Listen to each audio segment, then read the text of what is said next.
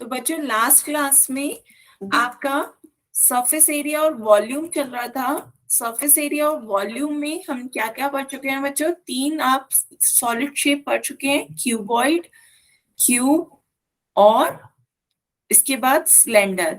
इसका आपने surface area और वॉल्यूम तीनों के फॉर्मूले देख चुके हैं। बच्चों बताएं, इन तीनों के surface area, curve surface area और वॉल्यूम के फॉर्मूले क्लियर है सभी को? ये आपकी एक क्यूबॉइड की शेप थी। क्यूबॉइड की शेप में आपका लेटरल सरफेस एरिया का फॉर्मूला क्या था? Lateral surface area that is 2h bracket में l प्लस b। तो ये आपका lateral surface area of cuboid. Cuboid की शेप थोड़ी सी सही से बना लेते हैं बच्चों।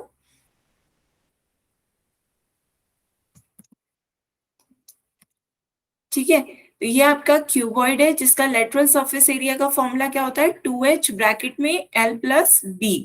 इसके बाद यही आपका क्यूब का लेटरल सरफेस एरिया का फॉर्मूला होता है 4a स्क्वायर, और यहाँ पे आपका कर्व सरफेस एरिया हो जाता है। तो सिलेंडर का कर्व सरफेस एरिया का फॉर्मूला होता है 2 पाई r h।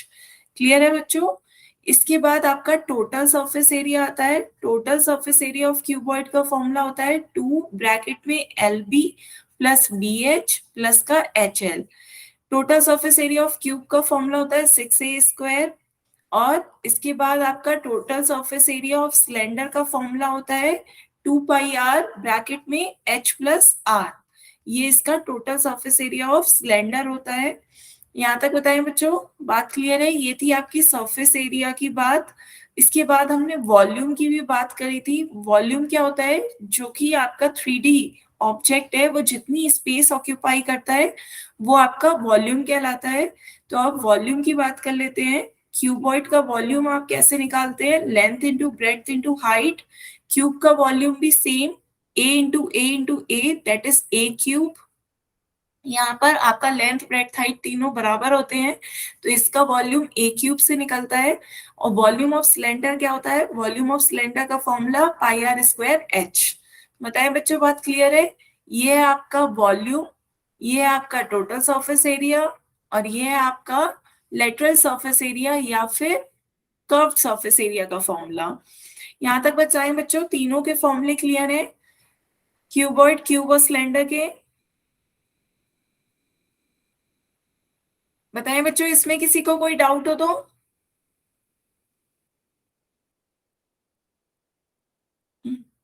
क्लियर है सभी को? तो फिर एक क्वेश्चन पूछते हैं बच्चों। अभी आपको एक स्क्रीन पे क्वेश्चन दिखाते हैं। तो यहाँ पे देखिए, आपका पहला क्वेश्चन आपको दिख रहा होगा। फर्स्ट क्वेश्चन देखिए, आपका क्या कहा जा रहा है? If each edge of cube of volume v is doubled. मतलब पहले आपके पास एक क्यूब था, उसका यदि हर एक एज को आप दुगना कर दें, डबल कर दें, तो नए जो क्यूब आपको मिलेगा उसका वॉल्यूम आपको बताना है। क्वेश्चन क्लियर हुआ बच्चों कि आपका वॉल्यूम पे क्या फर्क पड़ेगा यदि आप किसी क्यूब की हर एक एज को डबल कर दें तो उसका वॉल्यूम कितना बढ़ जाएगा? क्वेश्चन समझ में आया बच्चों? बताएं बच्चों, आंसर क्या होगा? ऑप्शन है आपके 2v, 4v, 6v और 8v। पहले वाले क्यूब का वॉल्यूम v है, यदि उसकी हर एक एज को आप डबल कर दें तो उसका वॉल्यूम क्या हो जाएगा? सभी बच्चे इसका आंसर मैसेज में दे सकते हैं। बच्चों रीजन के साथ बताना है। माइक ऑन करके बताएं बच्चे, आपका 6v कैसे आया?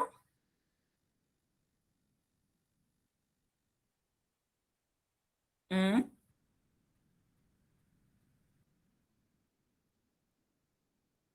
वॉल्यूम ऑफ क्यूब का फॉर्मूला क्या होता है? अभी अभी बच्चों आपने लिखा होगा वॉल्यूम ऑफ क्यूब का फॉर्मूला।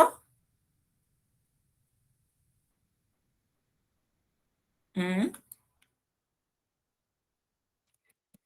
देखिए बच्चों, आपका वॉल्यूम ऑफ क्यूब का फॉर्मूला होता है साइड का क्यूब। अभी अभी आपने देखा होगा ए क्यूब। वॉल्यूम ऑफ क्यूब का फॉर्मूला होता है ए क्यूब। यहाँ पर आपको दे रखा है कि वॉल्यूम ऑफ क्यूब क्या आ रहा है? v। तो आपका कितना आ गया? v is equals to a cube आ गया। इसे इक्वेशन 1 दे दीजिए। यहां तक बताएं बच्चों, बात क्लियर है? v is equals to a cube आ गया। अब उसके बाद आपसे क्वेश्चन में क्या कंडीशन कही जा रही है कि इसकी साइड क्या कर दी जाए, डबल कर दी जाए। यदि साइड डबल्ड हो जाए तो पहले जो साइड ए थी अब वो साइड क्या हो गई है, 2a हो गई है न्यू क्यूब की। नया जो आपका क्यूब आया है उसकी साइड क्या हो गई, 2a। बात बताएं बच्चों, क्लियर है? साइड ऑफ न्यू क्यूब आपकी 2a हो गई है। क्वेश्चन में क्या जा रहा है कि जो उसकी एज है, एज मतलब उसकी साइड, उसे हम क्या कर दे रहे हैं, डबल कर दे रहे हैं। तो हमने साइड को डबल कर दी तो अब आपकी साइड क्या हो गई, 2a। तो अब आपको नए क्यूब का वॉल्यूम बताना है। तो वॉल्यूम ऑफ न्यू क्यूब क्या हो जाएगा, बताएं बच्चों? Volume of new cube, volume of new cube क्या होगा, साइड का होल क्यूब। यही तो होता है, साइड का होल क्यूब, ए का क्यूब। अब आपकी साइड क्या है, 2a है। अब आपकी साइड 2a है तो 2a का होल क्यूब बताना है आपको। बताएं बच्चों, क्लियर है? 2a का होल क्यूब कितना होगा, बताएं। हम्म बच्चों 2a का होल क्यूब बताना है तो इसका मतलब क्या हुआ, 2a की 2a से मल्टीप्लाई करनी है इंटू 2a। क्यूब ऐसे ही तो निकलता है कि जितनी इसकी पावर है आपको उस नंबर को उतनी बार लिखना है और मल्टीप्लाई करनी है। तो 2a multiply by 2a into 2a। तो आप जब मल्टीप्लाई करेंगे 2 इंटू 2 4, 4 इंटू 2 8। तो ये आपका क्या आ गया, 8a क्यूब आ गया। और आपका a क्यूब की बराबर क्या है, v। ए क्यूब वी के बराबर है तो आप इसे कह सकते हैं 8v। तो आपका जो वॉल्यूम है वो नए क्यूब का कितना आ गया, 8v। बताएं बच्चों, बात क्लियर है? वॉल्यूम ऑफ न्यू क्यूब कितना आया, 8v। 8v। तो आपका ऑप्शन कौन सा सही होगा, option is D. Option D इसका सही आंसर है। तो सभी बच्चे बताएं, क्लियर हुआ? तो यदि आपके पास कोई क्यूब है, उसकी साइड है, उसे इसकी साइड को आप डबल करेंगे तो उसका वॉल्यूम 8 गुना बढ़ जाएगा। 8 टाइम्स उसका वॉल्यूम इंक्रीज होगा यदि आप उसकी साइड को 2 टाइम्स इंक्रीज कर रहे हो तो। क्लियर हो रहा है? यदि आप उसकी किसी साइड को, क्यूब की साइड को डबल कर रहे हैं तो उसका वॉल्यूम 8 टाइम बढ़ जाएगा। बताएं बच्चों, सभी को क्लियर हुआ?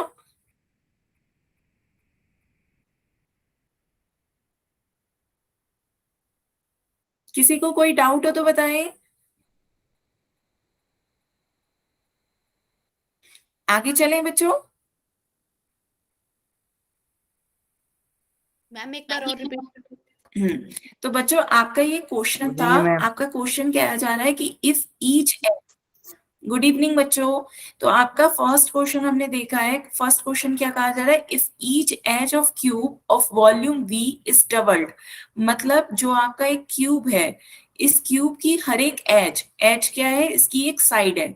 ये इसकी हर एक साइड इसकी एज कहलाती है। तो यदि आप इसके एज को डबल कर रहे हैं तो इसका वॉल्यूम, नए क्यूब का वॉल्यूम बताना है क्या होगा।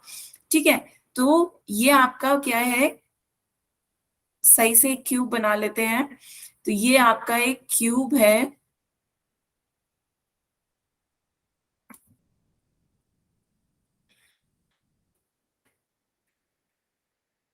ये बच्चों एक क्यूब है। अब इसमें क्या कहा जा रहा है, इसकी हर एक एज को डबल करना है। तो इसकी हर एक एज को हमने क्या कर दिया, डबल कर दिया। तो आपसे कहा जा रहा है कि इसके वॉल्यूम में क्या फर्क पड़ेगा। ठीक है, तो ये हमने इसकी हर एक एज, जो इसका किनारा, इसकी साइड है, वो यदि डबल कर देंगे तो इसका वॉल्यूम पे क्या असर पड़ेगा, आपको ये बताना है। वॉल्यूम कितने टाइम्स डबल हो जाएगा। तो यदि आपका ये पुराना क्यूब जो है उसकी साइड ए मान लेते हैं, साइड ए है तो इसका वॉल्यूम v आ रहा है। इसका वॉल्यूम v है। अब इसकी साइड नए क्यूब की ट्वाइस कर दी हमने, 2 टाइम्स कर दी। तो इसका वॉल्यूम कितना होगा, आपसे ये पूछा जा रहा है। क्लियर है question? If each edge of cube of volume v is doubled, यदि आपने हर एक एज को दुगना कर दिया, डबल कर दिया, तो इसका वॉल्यूम, नए नए क्यूब का वॉल्यूम आपको बताना है क्या होगा। वॉल्यूम ऑफ क्यूब का फॉर्मूला होता है a cube. Volume of cube का फॉर्मूला होता है ए क्यूब मींस एज का क्यूब। तो v is equal to a cube हो गया।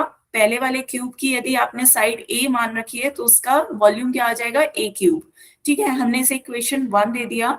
अब कहा जा रहा है if the side is doubled, question में कहा जा रहा है if the side of cube is doubled, तो नए क्यूब की साइड क्या हो जाएगी, ट्वाइस, दुगनी कर दी हमने, डबल कर दी है, तो नए क्यूब की साइड हो गई आपकी 2a।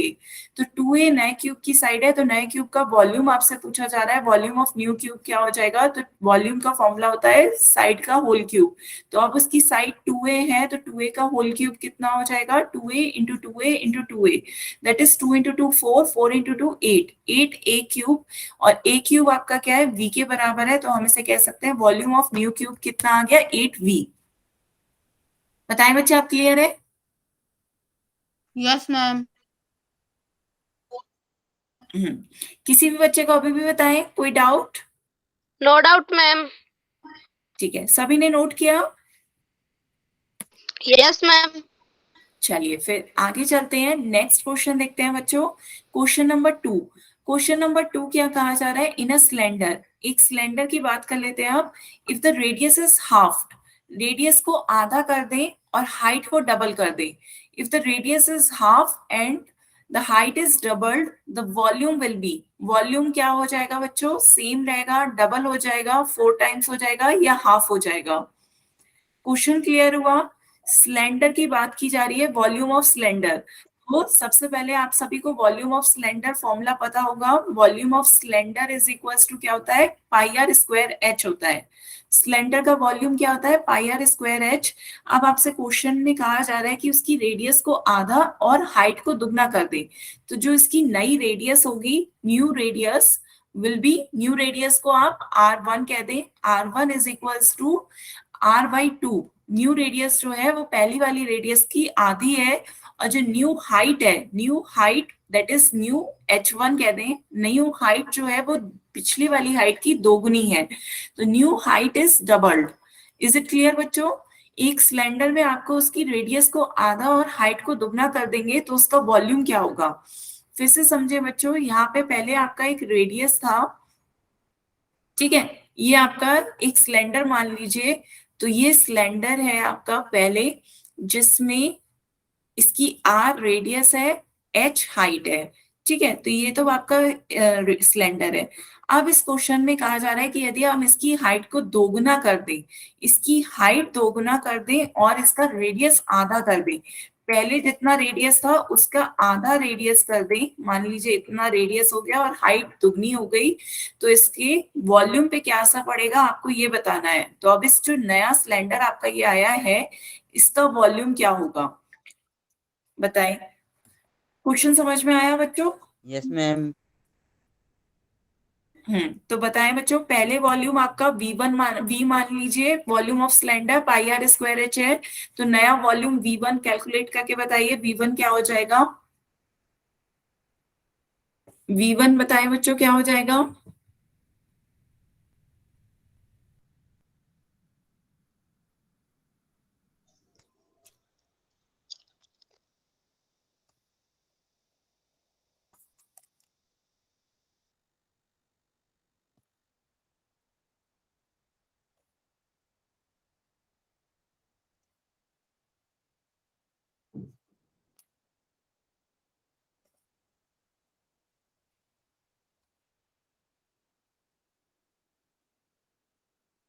आपको न्यू सिलेंडर जो आपका बना है उसका वॉल्यूम निकालना है, तो नई रेडियस नया हाइट रख के बताएं क्या आ रहा है बच्चों।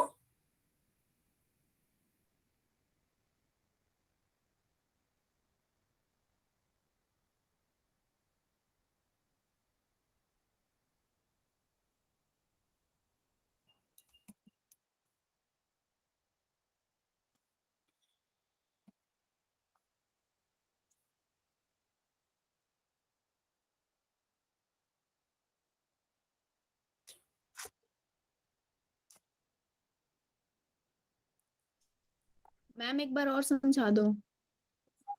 हम्म, तो बच्चों देखिए, आपका क्वेश्चन क्या कहा जा रहा है, आपका क्वेश्चन है इन अ सिलेंडर, एक सिलेंडर में यदि उसकी रेडियस को, उसकी जो रेडियस है उसे यदि हम हाफ कर दें और उसकी हाइट को दुगना कर दें एंड इस height is doubled, the volume पे क्या असर पड़ेगा, the volume will be same और डबल हो जाएगा, वॉल्यूम उसका सेम रहेगा, मतलब पहले वाला की वॉल्यूम दूसरे वाला नए के वॉल्यूम के बराबर होगा। ये जो आपका नया वॉल्यूम है वो दोगुना हो जाएगा पुराने वॉल्यूम के, या जो नया वॉल्यूम आपका आएगा वो पुराने वाले के 4 टाइम्स हो जाएगा, या उसका हाफ हो जाएगा। ये आपके कुछ रिलेशन है, ये आपको दोनों वॉल्यूम्स के बीच में बताना है कि क्या वन हो रहा है, कि यदि आप उसकी रेडियस को आधा और उसकी हाइट को दुगना कर दें तो क्या फर्क पड़ेगा। बिल्कुल सही कहा बच्चे। तो यहाँ पर देखिए हमने रेडियस को आधा कर दिया और हाइट को डबल कर दिया, तो रेडियस आधी हो गई और हाइट कितनी हो गई, डबल हो गई। तो आपको पता है कि वॉल्यूम ऑफ सिलेंडर का फॉर्मूला क्या होता है, पहले यदि आपका पुराने वाले में यदि रेडियस आर और हाइट एच है तो आपका ये वॉल्यूम वी आ रहा है, इस सिलेंडर का वॉल्यूम वी आ रहा है, तो वी इज इक्वल टू क्या हो गया, पाई आर स्क्वायर एच। इसे हमने इक्वेशन 1 दे दी, ठीक है, इक्वेशन 1 हो गया। अब आपसे नए सिलेंडर का पूछा जा रहा है कि नए सिलेंडर का क्या होगा, तो नए सिलेंडर का भी फॉर्मूला होता है पाई, रेडियस आपकी यहाँ पे R1 है, नए जो सिलेंडर है उसकी रेडियस R1 हो गई और इसकी हाइट H1 हो गई, है ना। तो ये आपकी हाइट R1 का होल स्क्वायर इंटू H1। अब आपको रिलेशन पता है कि जो आपकी रेडियस है वो पहली वाली की हाफ हो गई है, तो R1 की जगह आप R/2 रख सकते हैं का होल स्क्वायर, और H1 की जगह आप क्या रख देंगे, 2H। बताएं, हमने वैल्यू रख दी R1 की जगह R/2 और H1 की जगह 2H। अब इसे सॉल्व कर लेते हैं, तो ये आपका क्या है, पाई आर स्क्वायर, मतलब क्यूब करना है, स्क्वायर करना है, तो 2 का स्क्वायर कितना हो जाएगा, 4। 2 का स्क्वायर 4 हो जाएगा इंटू 2H। तो यहाँ पे 2 से डिवाइड कर दीजिए, 2 1 जा 2, 2 2 जा 4, तो ये आपका क्या आ गया, pi r square H divided by 2। ये आपका कितना आ गया, pi r square h divided by 2। तो यहाँ पे पाई आर स्क्वायर एच की वैल्यू आपकी इक्वेशन 1 से कितनी आई है, v के बराबर। इक्वेशन 1 से v है तो ये हो गया आपका v/2। तो ये v1 की वैल्यू आ गई आपकी v/2। दैट मीन्स जो नया सिलेंडर आपका बना है उसका वॉल्यूम पहले वाले वॉल्यूम का आधा होगा। बात क्लियर हो रही है बच्चों, कि जो उसका नया वॉल्यूम है वो आपका हाफ हो जाएगा पहले वॉल्यूम के। बताएं बच्चों, क्लियर हुआ। Yes, ma'am. Yes, ma'am. हमने क्या करा, नए वॉल्यूम को निकालने के लिए पाई आर स्क्वायर एच का फॉर्मूला लगाया, तो इसकी नई रेडियस R1 और नया हाइट H1 रख दी। ये इसकी रेडियस है R1, ये नए सिलेंडर की हाइट है H1। R1 की वैल्यू है होती है R/2, हमने R1 की जगह R/2 रख दिया, H1 की जगह 2H रख दिया। क्यों, क्योंकि इसकी हाइट रेडियस क्या हो गई है, हाफ हो गई है पहले वाले से, और हाइट इसकी डबल हो गई है। ठीक है, फिर हमने इसे सॉल्व कर लिया, तो ये आपका क्या आ गया कि जो न्यू वॉल्यूम है वो हाफ हो गया है पहले वाले सिलेंडर के वॉल्यूम से। क्लियर है बच्चों।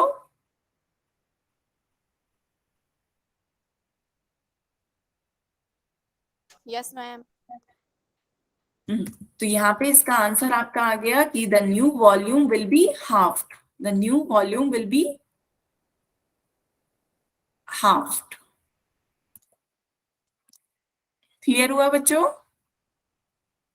Yes ma'am. चलिए फिर आगे चलते हैं बच्चों, नेक्स्ट क्वेश्चन देखते हैं। नेक्स्ट क्वेश्चन आपका क्या है, तो यहाँ पर आपके दो इक्वल टू सर्कुलर सिलेंडर्स हैं। यहाँ पे थर्ड क्वेश्चन देखिए, question number third, two circular cylinders हैं ऑफ इक्वल वॉल्यूम्स। दो सिलेंडर हैं जिनके वॉल्यूम्स क्या है, बराबर हैं, पर उनकी हाइट की रेशियो 1:2 है, तो उनका रेडियस का रेशियो बताना है। क्वेश्चन क्लियर हुआ बच्चों। आपके दो सिलेंडर्स हैं, मान लीजिए V1 और V2, उनके दोनों के वॉल्यूम बराबर हैं। तो आपके दो सिलेंडर्स के वॉल्यूम क्या है, बराबर है, V1 V2 के बराबर है। हाइट का रेशियो दे रखा है 1:2। आपको रेडियस का रेशियो बताना है। तो यहाँ पर आपके दो सिलेंडर हैं जिनके वॉल्यूम्स बराबर है, हाइट का रेशियो दे रखा है H1 रेशियो H2 आपको कितना दे रखा है, हाइट आर्डन रेशियो 1:2। 1:2 में है तो आपको उनकी रेडियस का रेशियो बताना है। क्वेश्चन क्लियर है बच्चों। टू सिलेंडर्स हैं, टू सर्कुलर सिलेंडर्स कह लीजिए या टू राइट सर्कुलर सिलेंडर्स कह दीजिए, दो सिलेंडर्स जिनका वॉल्यूम इक्वल है, उनकी हाइट के रेशियो क्या है, 1:2, तो आपको उनकी रेडियस के रेशियो बताने हैं। क्लियर है बच्चों। ऑप्शंस है 1:√2, √2 रेशियो 1, 1:2, 1:4। फॉर्मूला क्या है वॉल्यूम ऑफ सिलेंडर, बताएं बच्चों।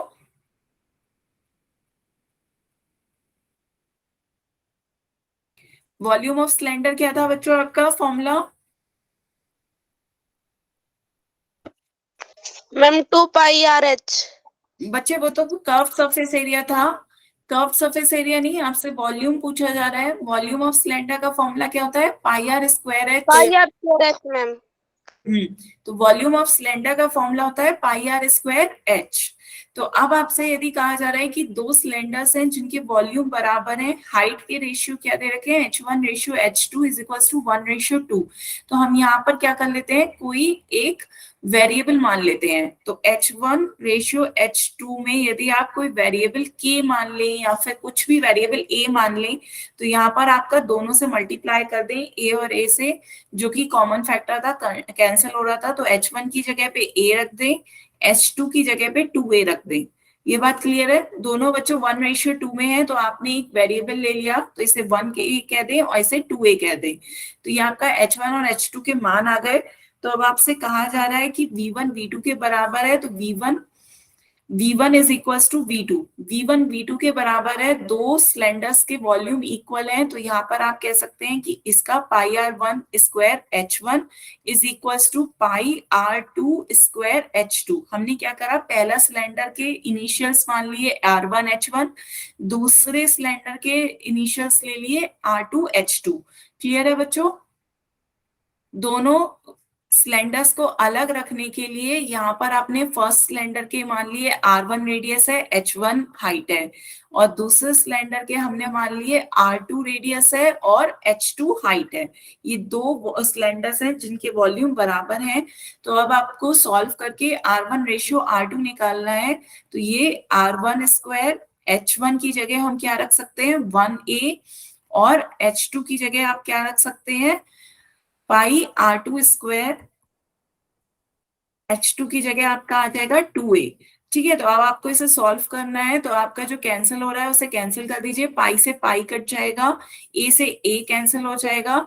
यहाँ पे आपका सॉल्व करके क्या आ गया? R1 square divided by R2 square, R1 square divided by R2 square. तो यहाँ पर आपका 2 बच रहा है, इधर 1 है, 1 इसके अपॉन में चला जाएगा, हमने क्रॉस कर दिया है। ठीक है, 2 इधर ही रहा, R2 स्क्वायर को इसके नीचे ले गए, R1 स्क्वायर के नीचे 1 को इसके नीचे ले गए। तो ये आपका R1 square divided by R2 square 2/1 आ रहा है। दोनों तरफ अब हम क्या करेंगे, आप स्क्वायर रूट ले लें, स्क्वायर रूट ले लेंगे। तो ये बच्चों आपका क्या आ जाएगा? R1:R2, R1:R2 आपका क्या हो जाएगा? √2:1।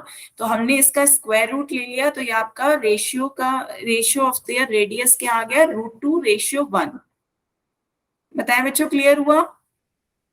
हमें क्या दे रखा था? हमें उनकी हाइट का रेशियो दे रखा था और रेडियस का रेशियो पूछा जा रहा था। तो हमने H1:H2 हमें दे रखा था 1:2, तो हमने उसका यूज करके R1:R2 निकाल लिया।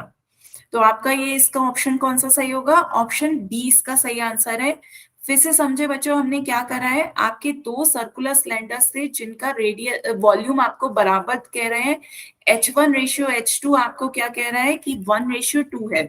ठीक है, R1:R2 आपको पूछा जा रहा है कि ये क्या होगा। बात क्लियर है बच्चों?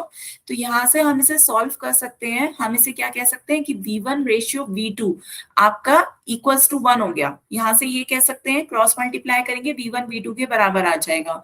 V1 की जगह आप इस तरीके से भी लिख सकते हैं, पाई R स्क्वायर H को पाई R1 स्क्वायर H1, और यहाँ आपका हो गया pi R2 square H2 is equals to 1। तो अब आप इसे सॉल्व करें, पाई से पाई कैंसिल हो जाएगा।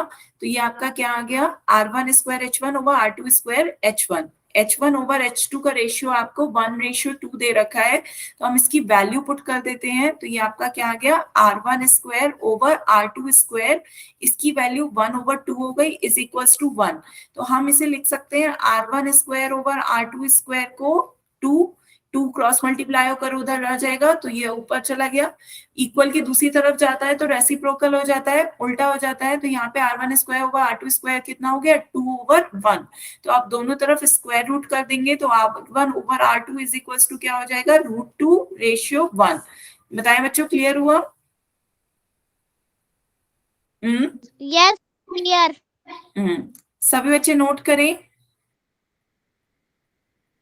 तो ये आपका क्या था, दो सर्कुलर सिलेंडर है, यदि उनका हाइट का रेशियो 1:2 है तो उनका रेडियस का रेशियो आपका कितना आ गया, रेडियस का रेशियो √2:1।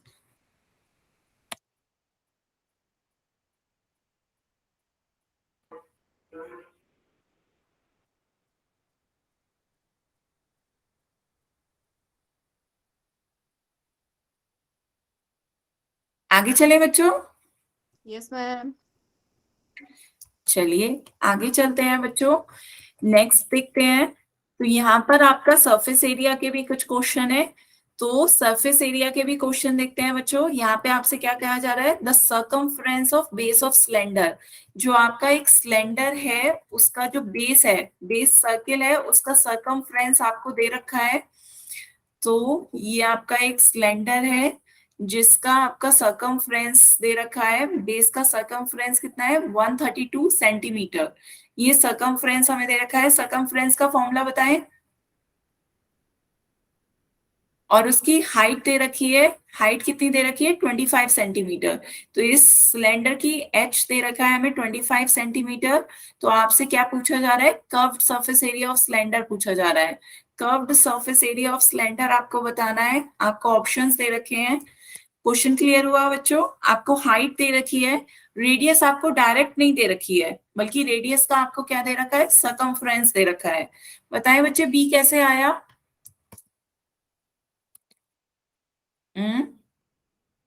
सर्कमफ्रेंस का फॉर्मूला बताएं पहले। सर्कमफ्रेंस ऑफ अ सर्किल क्या होता है। हम्म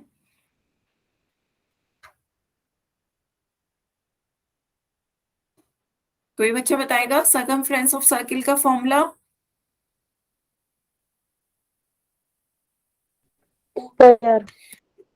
हाँ वेरी गुड।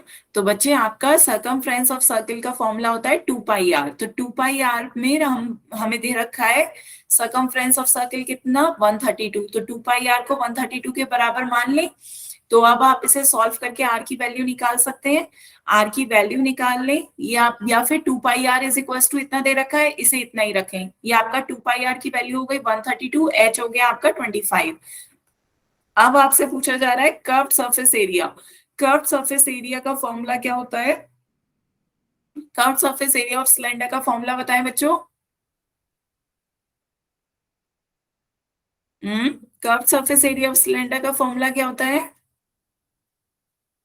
2πRH। याद है बच्चों 2πRH, curved surface area of cylinder आपका 2πRH होता है। कौन सा, ये जो शेडेड पोर्शन है ये आपका curved surface area of cylinder है, दैट इज 2πRH। क्लियर है बच्चों। तो 2πRH में आपसे 2πr की वैल्यू पता है, h की वैल्यू पता है, रख दें। 2πr की वैल्यू कितनी है, 132। h की वैल्यू कितनी है, 25। तो 132 की 25 से मल्टीप्लाई करें, कितना आएगा बच्चों, 132 की 25 से मल्टीप्लाई करें,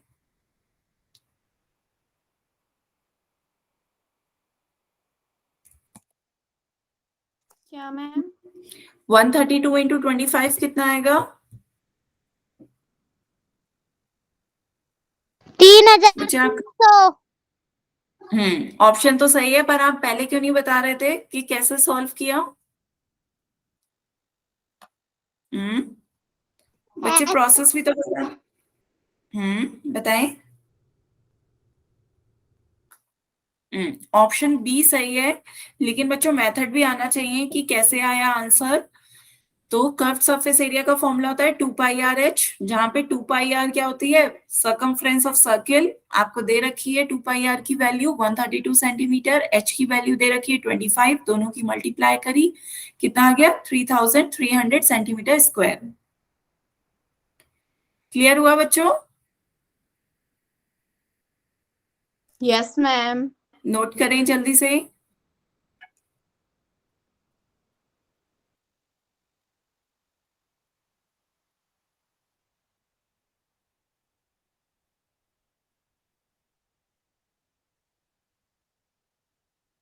नेक्स्ट क्वेश्चन देखते हैं बच्चों।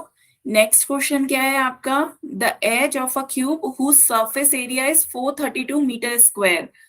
आपको सरफेस एरिया दे रखा है क्यूब का 432 मीटर स्क्वायर, आपसे उसकी एज पूछी जा रही है कि उसकी साइड क्या होगी, बताएं बच्चों।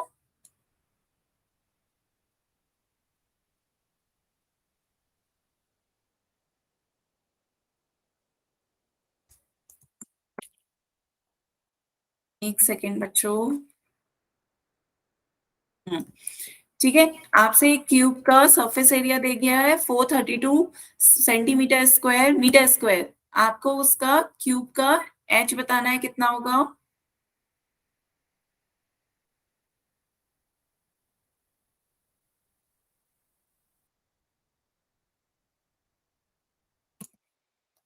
Total surface area of cube का फॉर्मूला क्या होता है बताएं। Total surface area of a cube का फॉर्मूला बताएं बच्चों।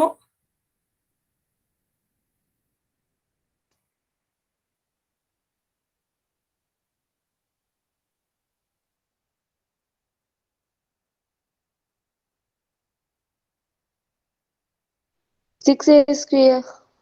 बिल्कुल। तो यहाँ पर आपका टोटल सरफेस एरिया दे रखा है 432 मीटर स्क्वायर, तो दोनों को कंपेयर कर दें। टोटल सरफेस एरिया आपको कितना दे रखा है 432 मीटर स्क्वायर, जबकि आपका फॉर्मूला होता है 6a स्क्वायर। दोनों को सॉल्व करके एक ही वैल्यू बताएं कितनी आएगी। पहले ए स्क्वायर बराबर बताएं कितना आएगा। ए स्क्वायर बराबर बताएं बच्चों, 432 को 6 से डिवाइड कर दें कितना आ जाएगा,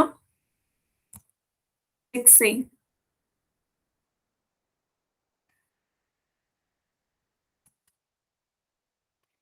432 डिवाइडेड बाय 6 कितना होगा बच्चों। 72. हाँ, तो यहाँ पे आपका ए स्क्वायर की वैल्यू 72 आ गई है, तो ए स्क्वायर इज इक्वल टू 72 है, तो 72 का स्क्वायर रूट बताएं बच्चों कितना आएगा। ऑप्शंस है आपके 8, 6 रूट 2, 2 रूट 6 या 2 रूट। स्क्वायर आपको 72 आ रहा है, तो एक ही वैल्यू बतानी है क्या होगी इन चारों ऑप्शंस में से।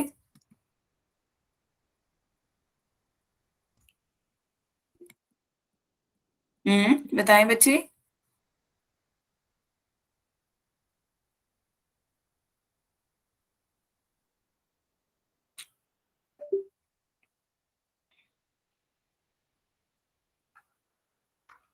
कैसे बच्चे, 8 एक ही वैल्यू यदि 8 हुई तो 8 8 जा 64, पर आपका तो स्क्वायर 72 आ रहा है। Ma'am 2 root 6. 2 रूट 6 का स्क्वायर करें, 2 2 जा 4, 4 6 जा 24।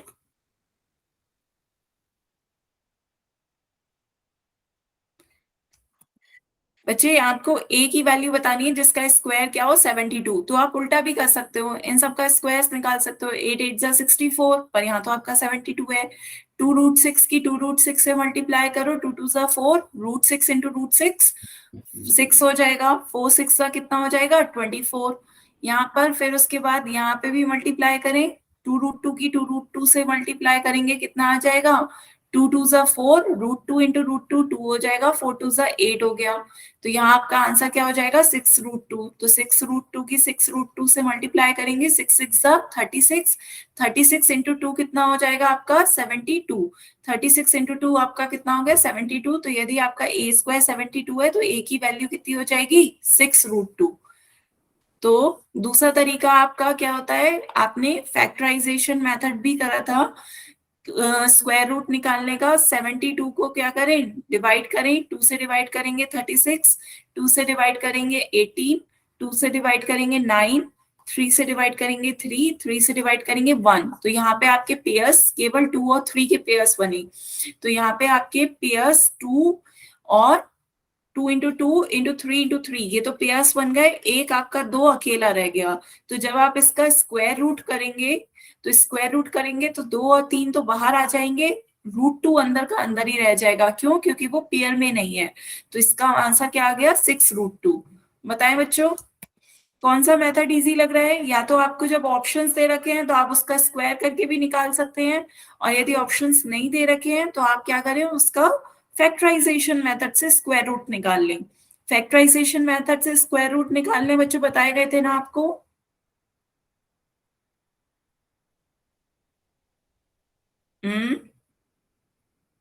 तो ए की वैल्यू आपकी कितनी आ रही है, 6√2।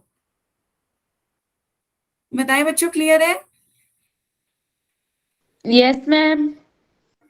ठीक है, तो इसका आंसर आपका क्या हो जाएगा, 6√2। आगे चलें।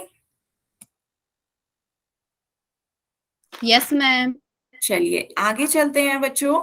अभी स्क्रीन आपके साथ शेयर कर रहे हैं, तो अब नेक्स्ट हम क्या पढ़ेंगे, आपके कन्वर्जन्स देखेंगे। तो देखिए बच्चों, यहाँ पर आपका दो टर्म होते हैं, एक होता है वॉल्यूम, एक होता है कैपेसिटी। तो जब वॉल्यूम की बात करते हैं तब हम वॉल्यूम में देखते हैं सॉलिड शेप्स। तो जो सॉलिड शेप्स होती हैं हम उनका क्या निकालते हैं, वॉल्यूम।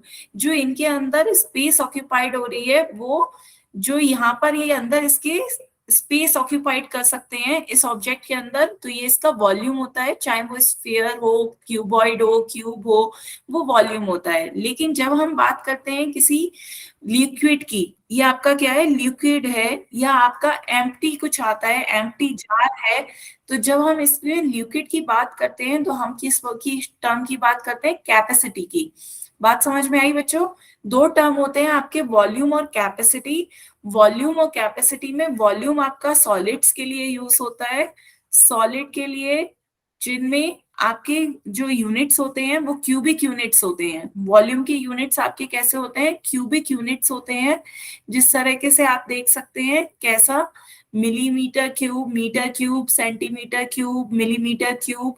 और यदि आप उसी तरीके से बात करें कैपेसिटी की, तो कैपेसिटी वर्ड आप यूज करते हैं लिक्विड्स के लिए, कि यदि आपका एक जार की कैपेसिटी 1 लीटर है, जो आपका लिक्विड है, तो हम इसे देखते हैं आपकी क्या, मिल्क हुआ, ऑयल हुआ, वाटर हुआ, तो इन सबको हम किस में नापते हैं बच्चों, लीटर में नापते हैं। लीटर में, मिलीलीटर में, किलोलीटर में। तो जो भी आपके लिक्विड फॉर्म होते हैं उनकी कैपेसिटी का यूनिट्स क्या होते हैं, लीटर, मिलीलीटर, किलोलीटर। बात समझ में आ रही है बच्चों?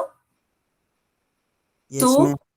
मेजर करने के लिए यहाँ पे आपके जो टर्म्स हैं वो आपके क्या होते हैं, वॉल्यूम और कैपेसिटी। ठीक है, तो आगे चलते हैं बच्चों। यहाँ पे देखिए आपका एक जार है, तो जार की कैपेसिटी कितनी है, 1 लीटर। इस जार में 1 लीटर पानी आ सकता है, तो वो कैपेसिटी इसकी क्या शो कर रही है, 1 लीटर। ठीक है, तो इसके कुछ क्या होते हैं, यूनिट्स हैं। वॉल्यूम ऑफ यूनिट्स आपके क्या है, metre cube, centimetre cube, millimetre cube, ये आपके सॉलिड्स के वॉल्यूम है।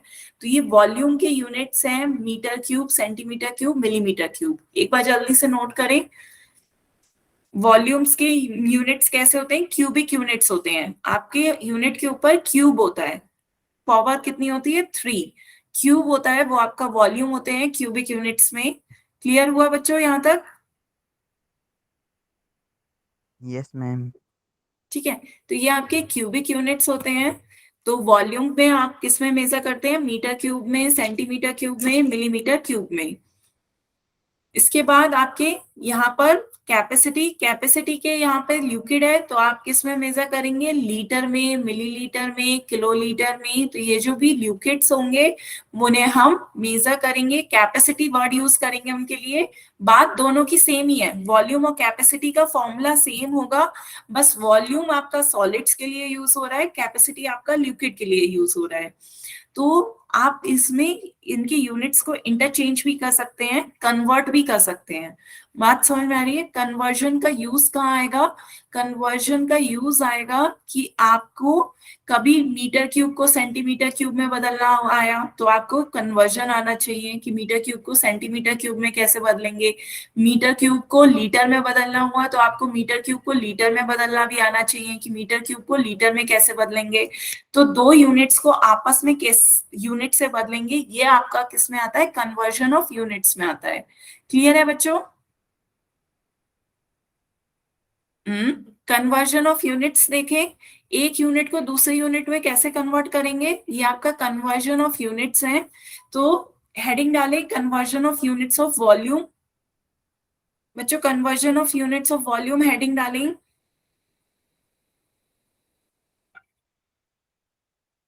तो आप बताएं, ये कुछ आपको दे रखे हैं तो इजी से ही मैं पहले बता दे रही हूँ। 1 metre is equals to 1 metre is equals to, बताएं बच्चों कितने सेंटीमीटर के बराबर होता है? सभी बच्चों को पता होगा 1 मीटर इज इक्वल्स टू कितने सेंटीमीटर होता है? बताएं 100 सेंटीमीटर। हाँ, 1 metre is equals to 100 centimetre. यहाँ तक बताएं बच्चों, सभी को क्लियर है? 1 metre is equals to 100 centimetre. फिर जब आपने सरफेस एरिया निकाला था तो याद करें 1 मीटर स्क्वायर सरफेस एरिया को आपने काफी क्वेश्चंस में कन्वर्ट भी करा है ना? मीटर स्क्वायर को सेंटीमीटर स्क्वायर में कन्वर्ट करा है। तो हम क्या करते थे, 100 × 100 कर देते थे। तो 1 मीटर स्क्वायर को सेंटीमीटर स्क्वायर में कन्वर्ट करने के लिए आपको क्या करना पड़ता था? 10,000 से मल्टीप्लाई करनी पड़ती थी। याद आ रहा है बच्चों? बताएं बच्चों, सरफेस एरिया के कुछ क्वेश्चंस में हमने कन्वर्जन किया है ना, 1 metre square is equal to 10,000 centimetre square का यूज किया है। यहां तक बताएं बच्चों, क्लियर है? Yes, ma'am. यस ठीक है, मैम। ये तो थी स्क्वायर की बात। अब यदि आपसे क्यूबिक मीटर की, क्योंकि वॉल्यूम में आपका क्या चाहिए, क्यूब चाहिए, तो हम क्यूब कर लेते हैं 1 मीटर क्यूब। तो यहाँ पे आप 1 मीटर क्यूब कर रहे हैं तो क्यूब हो जाएगा। तो क्यूब के लिए आपको 3 बार 100 की कितनी बार मल्टीप्लाई करनी होगी? 3 टाइम्स। 100 × 100 × 100, तो ये आपका सेंटीमीटर क्यूब हो जाएगा। बताएं बच्चों, ये बात क्लियर हुई? 1 metre cube is equals to 100 × 100 × 100 centimetre cube. बताएं बच्चों, जब मीटर स्क्वायर कर रहे थे तब 100 × 100 2 टाइम्स करा था। अब मीटर क्यूब कर रहे हैं, क्यूब, तो यहाँ पे 3 टाइम्स 100 × 100 × 100 कर दिया। तो ये आपका कितना हो जाएगा? मल्टीप्लाई करेंगे तो ये आपका 1, 2 यहाँ पे 0 है, 2 यहाँ पे 0, 2 यहाँ पे, तो टोटल कितने 0 हो जाएंगे? 6। बताएं बच्चों, क्लियर है? टोटल कितने 0 हो गए? 6। तो 1 metre cube is equal to इतने सेंटीमीटर क्यूब हो जाएगा।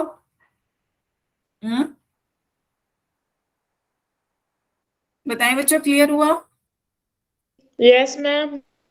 तो नोट करें, ये आपका पहला कन्वर्जन आ गया। पहला कन्वर्जन आपका क्या आ गया? 1 metre cube is equals to 1 × 60 centimetre cube. यहाँ भी देखिए आपका ये कन्वर्जन लिखा हुआ है, 1 metre cube is equals to 1, साथ में कितने 0 है? 6 0। यहाँ ध्यान दीजिएगा, 6 zeros होने चाहिए, तभी 1 metre cube is equals to इतना सेंटीमीटर क्यूब के बराबर होता है। क्लियर है बच्चों? Yes, yes ma'am. मैम। ठीक है, नोट करा ये बच्चों आपने? Yes, ma'am. ठीक है, तो ये था आपका कन्वर्जन मीटर क्यूब को सेंटीमीटर क्यूब में बदलने का। इसी तरीके से दूसरा कन्वर्जन भी देख लेते हैं बच्चों। तो 1 सेंटीमीटर इज इक्वल टू कितने मिलीमीटर के बराबर होता है? बताएं बच्चों, सेंटीमीटर और मिलीमीटर में क्या होता है? माइक ऑन करके बता सकते हैं? बताएं बच्चों, 1 सेंटीमीटर इज इक्वल टू कितने मिलीमीटर होता है? 100। नहीं, वो तो 1 metre is equal to 100 centimetre होता है। 1000। नहीं बच्चे, 1 metre is equals to 100 centimetre is equals to 1000 millimetre. बच्चों एक बार माइक ऑफ करें। तो यहाँ पर देखिए, मीटर और मिलीमीटर में जो होता है, मीटर और मिलीमीटर में 1000 का होता है कि 1 मीटर 1000 मिलीमीटर के बराबर होता है। लेकिन यहाँ मैं पूछ रही हूँ 1 सेंटीमीटर कितने मिलीमीटर के बराबर होता है। तो जब आप इन दोनों को कंपेयर करेंगे तो 100 सेंटीमीटर इज इक्वल्स टू किसके बराबर आ रहा है? 1000 मिलीमीटर के बराबर आ रहा है। तो 2 0 से 2 0 कैंसिल हो जाएंगे, तो ये आपका कितना आ गया? 1 centimetre is equals to 10 millimetre. Clear है बच्चों? 1 सेंटीमीटर 10 मिलीमीटर के बराबर होता है। याद रहेगा बच्चों, 1 metre is equal to 100 centimetre, 1 centimetre yes is ma'am. Equal to 10 millimetre.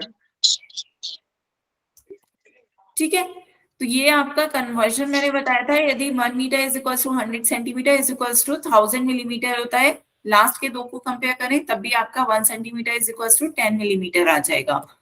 ठीक है, यहाँ तक बताएं बच्चों, कौन सा मेथड क्लियर रहा? डायरेक्ट याद रहेगा 1 centimetre is equal to 10 millimetre.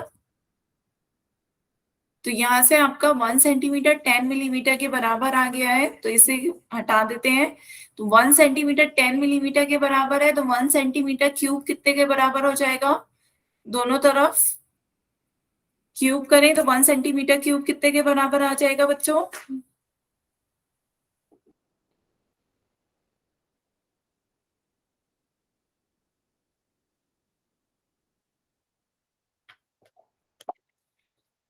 One centimetre cube बराबर बताएं कितने मिलीमीटर क्यूब होगा? 100 100 कैसे बच्चे? क्यूब करना है। क्यूब का मतलब क्या होता है बच्चों? 1000 1000। तो यहाँ पर जब भी आप बस देखें क्यूब करना है तो क्यूब का मतलब क्या होता है? 3 टाइम्स।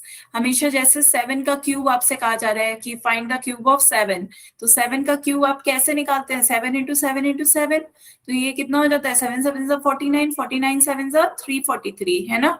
इसी तरीके से ये आपके क्यूबिक यूनिट्स हैं। तो सेम जब आपको क्यूब निकालना होगा, दोनों तरफ आप क्यूब करेंगे तो ये आपका क्या आ जाएगा? 10 इंटू 10 इंटू 10। तो ये आपका 10 इंटू 10 इंटू 10 मिलीमीटर क्यूब हो जाएगा, which is equal to 1000 millimetre cube. बताएं बच्चों, क्लियर हुआ? तो ये आपका क्या आ गया? 1 centimetre cube is equal to 1000 millimetre cube. Note करें, ये भी आपका कन्वर्जन है। 1 centimetre cube is equal to 1000 millimetre cube. Clear है बच्चों? तो हमने अभी क्या देखा? आपका 2 कन्वर्जन देखे। पिछला कन्वर्जन आपका क्या था? 1 metre cube is equal to 1 into 6 zeros, 6 zero centimetre cube. तो ये आपका 1 मीटर क्यूब बराबर इतने सेंटीमीटर क्यूब के बराबर होता है। 1 सेंटीमीटर क्यूब इतने मिलीमीटर क्यूब के बराबर होता है। तो हम 1 सेंटीमीटर क्यूब की जगह 1000 रख देंगे। तो ये आपके 6 जीरोस हैं, 3 जीरो और ऐड हो जाएंगे तो कितना हो गया? 9 जीरोस। आपके 9 जीरोस हो जाएंगे मिलीमीटर क्यूब के बराबर। बताएं बच्चों, 1 सेंटीमीटर क्यूब की जगह मैंने क्या करा? आपने 1 सेंटीमीटर क्यूब की जगह 1000 मिलीमीटर क्यूब रख दिया। क्लियर हो रहा है बच्चे? तो आपके 3 जीरोस 1000 से मल्टीप्लाई कर दिया तो 3 जीरो ऐड हो गए, तो टोटल कितने जीरो हो गए? 9 जीरो। यहाँ पे आपके 6 जीरो थे, यहाँ आपके कितने जीरो हो गए? 9 जीरोस हो गए। क्लियर है? Yes ma'am. किसी बच्चे को कोई डाउट हो तो बताएं। ये हमने मीटर क्यूब, सेंटीमीटर क्यूब और मिलीमीटर क्यूब में कन्वर्जन देखा था। यहां तक बताएं बच्चों, क्लियर हुआ? Yes ma'am and no doubt. तो आप यदि आपसे उल्टा कहा जाए तो आप उल्टा भी निकाल सकते हैं। जैसे आपका 1 centimetre cube is equal to 1000 millimetre cube था, तो इसका उल्टा बताएं बच्चों क्या होगा? 1 मीटर मिलीमीटर क्यूब कितने सेंटीमीटर क्यूब के बराबर होगा? बताएं, उल्टा बताएं। 1 मिलीमीटर क्यूब बराबर कितने सेंटीमीटर क्यूब के बराबर होगा?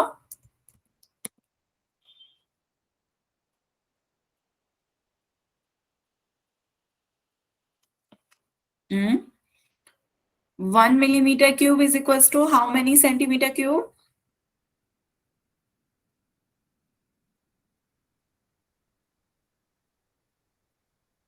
यहाँ पे जब आप उल्टा करेंगे तो बच्चों यहाँ पे आपका जो मल्टीप्लाई हो रहा था वो किस में बदल जाएगा? डिवीजन में। यहाँ 1 आ रहा है तो इधर आपका 1/1000 हो जाएगा। ये आपका 1/1000 सेंटीमीटर क्यूब के बराबर हो जाएगा। बच्चों बताएं, क्लियर हो रहा है? मल्टीप्लीकेशन का उल्टा ऑपरेशन क्या होता है? डिवीजन। तो आपका जैसे एडिशन और सब्ट्रैक्शन एक दूसरे के उल्टे रेसिप्रोकल ऑपरेशंस होते हैं, ऐसे ही मल्टीप्लिकेशन और डिवीजन एक दूसरे के रेसिप्रोकल ऑपरेशंस होते हैं। तो यहाँ पे यदि वो मल्टीप्लाई हो रहा है तो उसके उल्टा देखेंगे तो वो क्या हो जाएगा? डिवीजन। तो यहाँ पे आपका ये इस कन्वर्जन में दिखाया भी जा रहा है कि जब आप मीटर क्यूब को सेंटीमीटर क्यूब में बदल रहे हैं तब आप मल्टीप्लाई कर रहे हैं 1 इंटू 6 जीरो से। यहाँ पे 6 जीरो है। फिर सेंटीमीटर क्यूब को मिलीमीटर क्यूब में बदल रहे हैं तो 3 जीरो 1000 से मल्टीप्लाई कर रहे हैं। क्लियर है? इसी की तरह जब आप उल्टा कर रहे हैं, मिलीमीटर क्यूब को सेंटीमीटर क्यूब में बदल रहे हैं, तब आपको डिवाइड करना पड़ेगा 1000 से। सेंटीमीटर क्यूब को मिलीमीटर क्यूब में बदलेंगे तब आपको इससे डिवाइड करना पड़ेगा। क्लियर है? मल्टीप्लीकेशन का उल्टा ऑपरेशन है आपका डिवीजन। यदि आप इधर मीटर क्यूब को सेंटीमीटर क्यूब में बदल रहे हैं तो आपको यदि 10,000 इससे 1 इंटू 6 जीरो से मल्टीप्लाई करना पड़ रहा है तो उल्टा रिवर्स जाने पर आपको उससे डिवाइड करना पड़ेगा। क्लियर है? बताएं बच्चे, किसी को कोई डाउट? हैंड रेस कर रहे हैं? नहीं मैम। ठीक है, यहाँ तक बताएं बच्चे, सभी को क्लियर है? Yes ma'am. फिर इन्हीं Yes, पे ma'am. क्वेश्चन पूछूं? मीटर क्यूब, सेंटीमीटर क्यूब और मिलीमीटर क्यूब पर ही चलिए एक क्वेश्चन देखते हैं। सभी बच्चे ध्यान से इसको, कन्वर्जन का एक क्वेश्चन आप पोल में दीजिएगा। आपको 40 सेंटीमीटर क्यूब को मिलीमीटर क्यूब में बदलना है कि ये कितने मिलीमीटर क्यूब के बराबर होता है। सभी बच्चे पहले इसे अपनी कॉपी में सॉल्व करें और उसके बाद इसका आंसर पोल में दें। क्वेश्चन क्लियर हुआ है बच्चों? आपको कन्वर्जन बताना है कि यदि सेंटीमीटर क्यूब 40 सेंटीमीटर क्यूब है तो ये कितने मिलीमीटर क्यूब के इक्विवेलेंट होगा। सभी बच्चे इसका आंसर पोल में दें।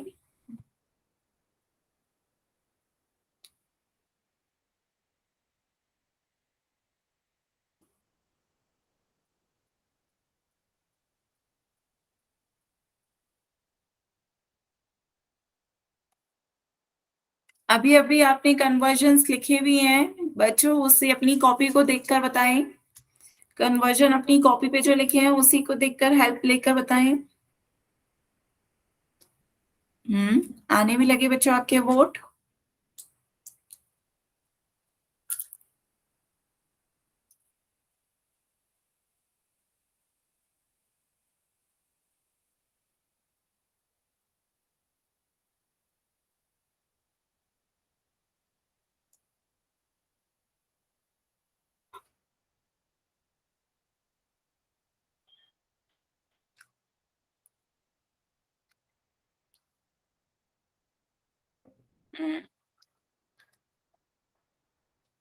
चार बच्चों के आंसर आए अभी तक।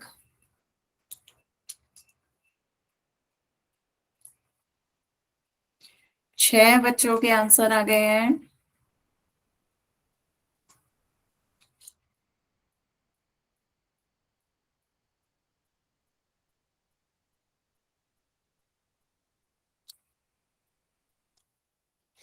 आठ बच्चों के आंसर आए हैं। चार बच्चों ने सही आंसर दिए हैं, चार बच्चों के आंसर गलत हैं। बाकी बच्चे भी इसका आंसर पोल में दें। अभी तीन बच्चों के आंसर और रह गए हैं।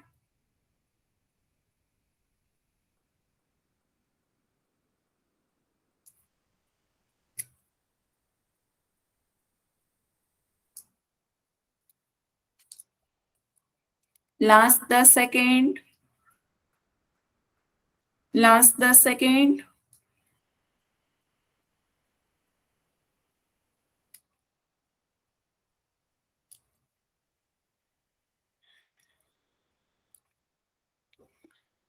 चलिए बच्चों फिर पोल एंड करते हैं, आंसर देखते हैं इसका सही आंसर क्या होगा। तो आपसे क्वेश्चन पूछा गया था कि सेंटीमीटर क्यूब को मिलीमीटर क्यूब में बदलना है ना? तो आपको अभी अभी आपने कन्वर्जन देखे थे। सबसे पहले आपने देखा था 1 सेंटीमीटर कितने 10 मिलीमीटर के बराबर होता है, याद है? 1 सेंटीमीटर 10 मिलीमीटर के बराबर होता है। तो जब हमने क्यूब की बात करी थी 1 सेंटीमीटर क्यूब कितने के बराबर हो जाएगा? 10 इंटू 10 इंटू 10 1000 मिलीमीटर क्यूब के बराबर हो जाएगा। बताएं बच्चों, सभी ने अभी ये कन्वर्जन अपनी कॉपी में लिखा था। 1 centimetre cube is equal to 1000 millimetre cube. यहां तक बताएं बच्चों, किसी को कोई doubt? 1 centimetre cube 1000 millimetre cube के बराबर है। तो अब आपसे कहा जा रहा है 40 सेंटीमीटर क्यूब कितने के बराबर होगा? तो 40 इंटू 1000 कर दीजिए। 40 इंटू 1000 मिलीमीटर क्यूब, तो 40 की 1000 से मल्टीप्लाई करेंगे कितना आ जाएगा? 40,000। तो ये आपका कितने के बराबर आ गया? 40,000 मिलीमीटर क्यूब के बराबर। बताएं बच्चों, किसी को कोई डाउट हो तो? No ma'am. 1 सेंटीमीटर 10 मिलीमीटर के बराबर होता है। 1 centimetre cube is equal to 1000 millimetre cube के बराबर हो जाएगा। तो आपका ये 1000 का कन्वर्जन है। 40 सेंटीमीटर क्यूब को बदलना है तो 40 इंटू 1000 कितना हो जाएगा? 40,000। 40,000 मिलीमीटर क्यूब आपका आंसर हो गया ऑप्शन डी। ऑप्शन डी इसका सही आंसर है। सभी बच्चों को क्लियर हुआ? तो बच्चों एक बार कन्वर्जन्स जो आज आपने लिखे हैं वो एक बार रिवाइज करके आइएगा। नेक्स्ट टर्न पे हम और भी कन्वर्जन्स देखेंगे, उनके फॉर्मूले बताएंगे और इसकी भी क्वेश्चंस की प्रैक्टिस करेंगे। ठीक है, तो आज की क्लास के लिए हम यहीं तक रखते हैं। अब किसी बच्चे को कोई डाउट हो तो आप अपने डाउट पूछ सकते हैं।